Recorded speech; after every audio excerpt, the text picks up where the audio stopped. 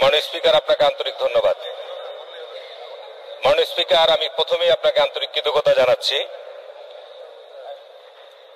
আজকের এই অধিবেশন থেকে আমরা বিএনপি থেকে যে কয়জন সদস্য নির্বাচিত হয়েছি, আমাদেরকে জাতীয় সংসদ ভবনে বসার জন্য একটি কক্ষ বরাদ্দ দিয়েছেন। এজন্য মাননীয় সংসদ নেতা এবং মাননীয় চিফ হুইপকে আমি আন্তরিক ধন্যবাদ জানাচ্ছি। মাননীয় স্পিকার, আমরা চরম উদ্বেগের মধ্যে রয়েছি। এই বিগত 2 মাস দেশে অনেক ঘটনা সংঘটিত হয়েছে। আমরা নিশ্চয়ই সকলে অবগত যে সারা দেশে ডেঙ্গু ভয়াবহ আকারে বিস্তার লাভ করেছে এবং ইতিমধ্যেই আপনার কয়েকশো মানুষ মারা গেছে। কয়েক লক্ষ মানুষ ডেঙ্গুতে আক্রান্ত, এখনো প্রতিনিয়ত মানুষ ডেঙ্গুতে আক্রান্ত হচ্ছে। মাননীয় স্পিকার, ডেঙ্গু প্রতিরোধের জন্য কার্যকর যে ব্যবস্থা গ্রহণ করা দরকার, এটি শুধু ঘোষণা। ইতিমধ্যে শত কোটি টাকা লোপাট হয়ে গেছে, অকার্যকর ওষুধ ছিটিয়ে ডেঙ্গু নিয়ন্ত্রণে আসে নাই। জেলা উপজেলা হাসপাতালগুলোতে জনবল সংকট এত ভয়াবহ, সেখানে যে পরিমাণ রোগীর ঢল সামাল দিতে সেখানকার স্বাস্থ্য বিভাগ একেবারে হিমশিম খাচ্ছে। মাননীয় স্পিকার, আপনি নিশ্চয়ই অবগত আছেন, বিগত ঈদুল আজহার পর এটি আমার জীবনে 50 বছরের মধ্যে নতুন ঘটনা দেখলাম। কোরবানির পশুর চামড়া মানুষ মাটিতে পুঁতে দিচ্ছে। এখানে শিল্পমন্ত্রী তার প্রতিক্রিয়া ব্যক্ত করেছিলেন যে বিএনপির লোকেরা নাকি এই চামড়া কিনে সরকারকে বিব্রত করার জন্য কাজ করেছে। মাননীয় স্পিকার, এই ধরনের কথা সত্যিকার অর্থে জনগণের মধ্যে কি পারসেপশন তৈরি আমি জানি না। আজকে নিশ্চয়ই আপনি লক্ষ্য করেছেন, হাইকোর্ট থেকে আজকে মানুষের অত্যন্ত মূল্যবান খাদ্য দুধ, সেই দুধের সমস্ত প্রাণ আড়ং থেকে সমস্ত দুধে আজকে সীসা, সেটি আজকে তাদের অধিদপ্তর থেকে পরীক্ষা নিরীক্ষা করে পাওয়া গেছে। আজকে মাননীয় প্রধানমন্ত্রী বলছেন দুধ নিয়ে ষড়যন্ত্র, আর দুধের সাথে যারা উৎপাদনের সাথে তারা দুধকে মাটিতে ফেলে দিচ্ছে। মাননীয় স্পিকার, আজকে এসব আলামত ভালো নয়। মাননীয় স্পিকার, আমি শুধু এটুকু বলতে চাই, আল্লাহ পাক পবিত্র কোরআনে সূরায় পরিষ্কার ভাবে বলছেন যে তোমাদের উপর যেসব আপদ বিপদ পতিত হয় তা তোমাদেরই কৃতকর্মের ফল। আমি জানি না মাননীয় স্পিকার, আজকে যেখানে জীবন চরমভাবে অনিরাপদ, সৃষ্টির সেরা জীব মানুষের দ্বারা আজকে বিচার বহির্ভূত হত্যাকাণ্ড সংঘটিত হচ্ছে। শেষ করবেন তারাই আজকে মানুষ গুমে মানুষ। মাননীয় স্পিকার, 2 মাস পর সংসদ, আপনি 2 মিনিট কথা বলতে দিবেন না মাননীয় স্পিকার? এগুলো বাস্তব সত্য।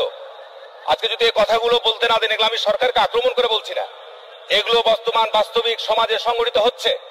এগুলোর ব্যাপারে মাননীয় মন্ত্রীরা এখানে আছেন, কানে তুলা না দিয়ে সঠিকভাবে শুনুন, পদক্ষেপ গ্রহণ করুন। এতে জাতি উপকৃত হবে। এই সংসদে আমাদের যে আশা আকাঙ্ক্ষা, সেটি আজকে প্রতিফলিত হবে। আজকে আমরা মাত্র 1 মিনিট কথা বললাম মাননীয় স্পিকার।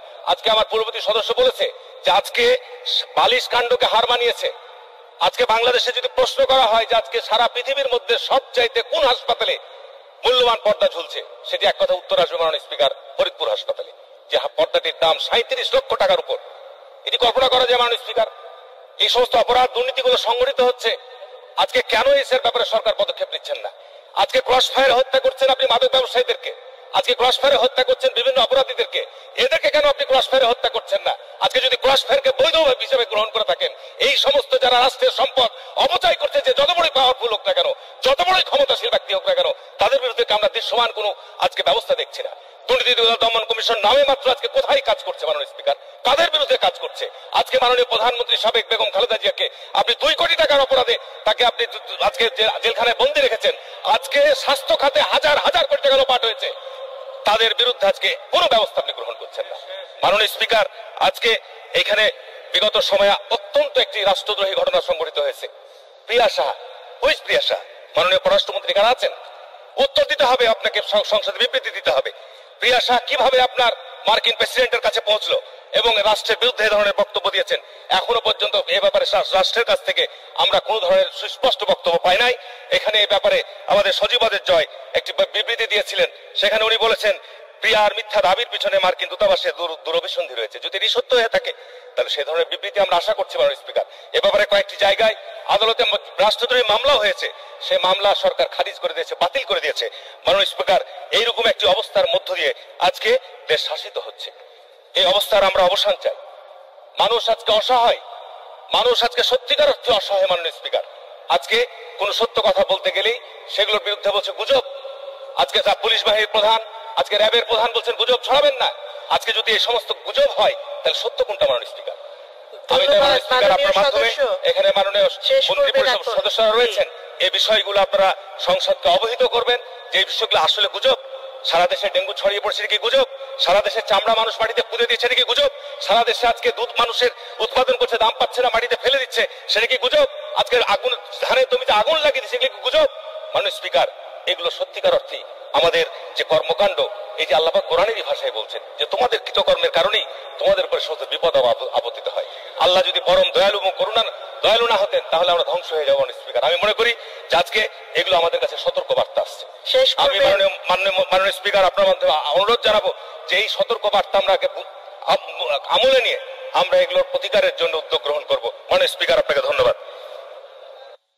ধন্যবাদ মাননীয় সদস্যবৃন্দ। দিনের কার্যসূচি অনুযায়ী এখন আইন প্রণয়ন কার্যাবলী। আমি এখন মাননীয় কৃষি